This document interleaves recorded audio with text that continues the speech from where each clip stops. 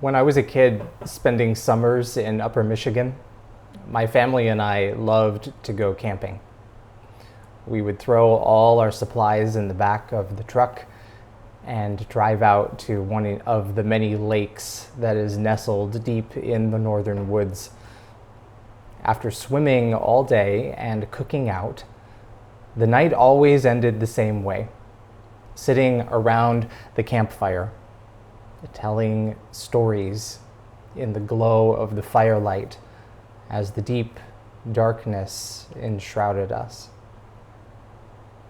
Sometimes we told funny old family stories.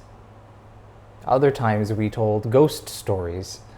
My cousins and I really loved those. But whatever the tale happened to be, we were telling it because it drew us in toward one another. It created a shared experience of wonder, or fright, or laughter, sometimes all three. We weren't telling these old stories to teach a lesson or to prove an intellectual point, really.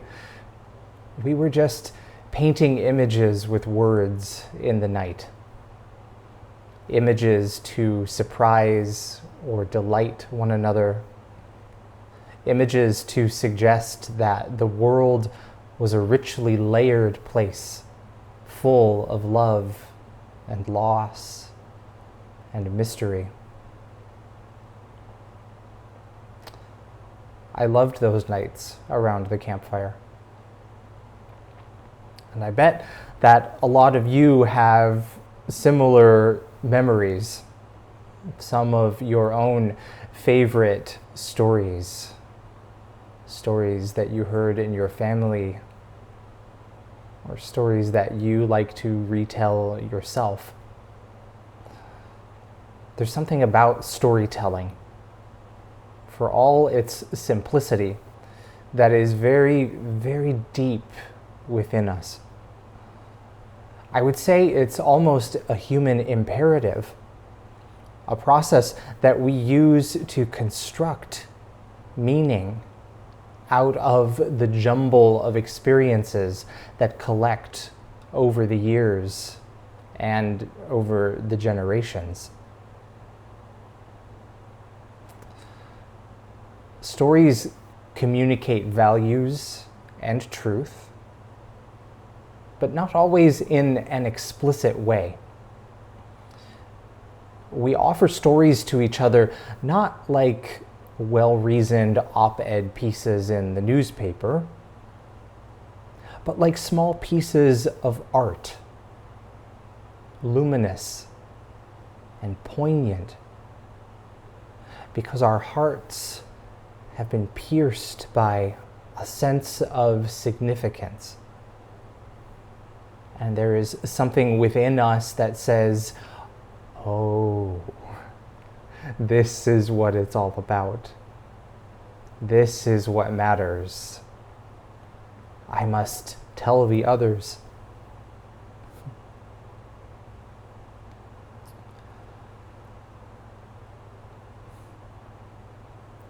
This weekend, we're inviting you to pull up a chair at the proverbial campfire and to hear the parables of Jesus like this, like stories overflowing with meaning. Stories that are strange and yet familiar. Stories that are purposeful and yet mysterious. Stories that reveal something eternally important encased in the everyday imagery of life. Something both deep and wondrous and bright, illuminative, transformative. The word parable comes from the Greek root parabolo, which means to throw alongside. And that wording indicates how all of these stories and images have double layers of meaning, a face value and an inner value, if you will. But as we will see, determining what these two are, these two meanings, is not always as obvious as we might think.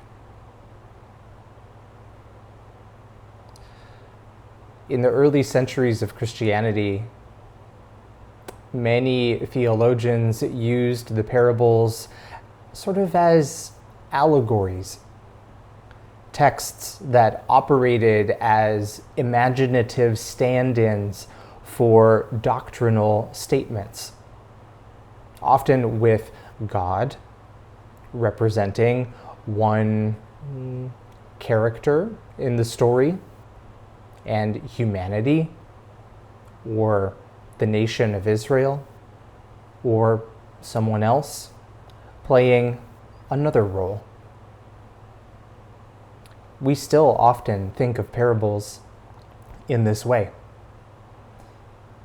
But despite this common approach, biblical scholars are not all in agreement about what Jesus was actually up to with these stories. C.H. Dodd, one theologian, says that a parable is a metaphor or a simile drawn from nature or common life, arresting the hearer by its vividness or strangeness, and leaving the mind in sufficient doubt about its precise application, to tease it into active thought. That is C.H. Dodd's direct quote. Another scholar, Klein Snodgrass, whose book I have been reading lately, says that a parable is an expanded analogy used to convince and persuade, and to proclaim and reveal God's kingdom, which, as we know, was the primary mission of Jesus' earthly ministry. The Indian theologian, George Sores Prabhu, he says that a parable conveys something, quote, experienceable, but not expressible. It does not communicate a lesson, but evokes a limit experience, the limit of our world, end quote. A limit experience. What is really at issue here is the question of purpose and meaning. Do Jesus' parables have one fixed meaning for all of time, one moral of the story that can be derived to instruct us how to live and what to believe? Or are they bigger, more expansive than simply being boiled down to one point? That's a question I hope you will sit with this weekend, and one that we will hopefully talk about a bit in our discussions. Think back on those beloved stories from your own life. I suspect that they have stayed with you not simply because they had a teachable lesson like a fable, but because they captured your imagination and your heart in some way. I imagine they stayed with you because They are small moments of transformed vision. This is what the depth and the brightness of the parables are doing, challenging us to see something new, to be something new in the eternal newness of God's kingdom. We are not able, of course, this weekend to look at every single parable in the Bible and to engage with its meaning. But we are going to look at a few of them and consider some tools that might help you along this path. I am so excited that my friend and colleague, Jean, who is an Episcopal priest in Oregon, is going to break open 2 short parables tomorrow morning, parables you've probably heard. And she's going to introduce an interpretive framework, partially inspired by George Soros Prabhu, who I quoted earlier. A framework that you can apply to many, many other parables whenever you encounter them. And then tomorrow afternoon, you and I are going to explore another longer parable, one I am sure that you have heard before, and we're going to enter into it. We're going to live in it for a little bit and see what that might show us about living in our own lives. In between, we will have some insightful discussion as a group. I'm grateful to Carla and Jeanette for leading our Saturday discussion sessions. And I can't wait to learn from your own insights and wisdom. If you haven't already, I encourage you tonight to get out your Bible and to choose a parable to work with during this retreat. It might be one that you just really love, or it might be one that you find confusing, one that you have always kind of wondered about. Whatever it is, take it and let it be a companion of sorts for you. Once you have done so, I want you to find a quiet place and take a few moments with your eyes closed and imagine yourself around the campfire, sitting alongside all of your fellow retreat participants. And imagine that Jesus is sitting with us, the firelight illuminating his features, the wood crackling, the smoke drifting gently up into the night sky. What do you smell? What do you hear? What do you feel? Imagine that Jesus is telling us stories, some long, some very brief. Imagine that people are looking at him as he speaks, nodding, laughing, maybe even looking a bit troubled or confused from time to time.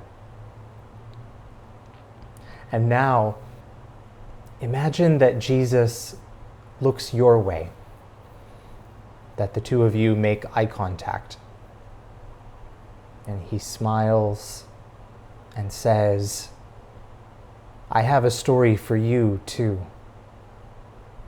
Listen." Then read the parable that you have selected.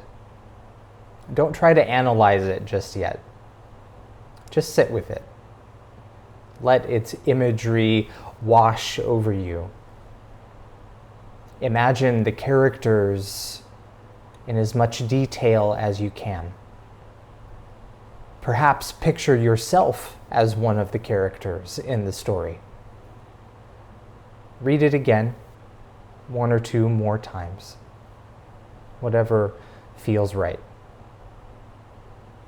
And then I invite you to use the reflection questions and prayer in your digital packet that is associated with this reflection video, video number 1, to engage a bit further with some of the things that we have been talking about this evening.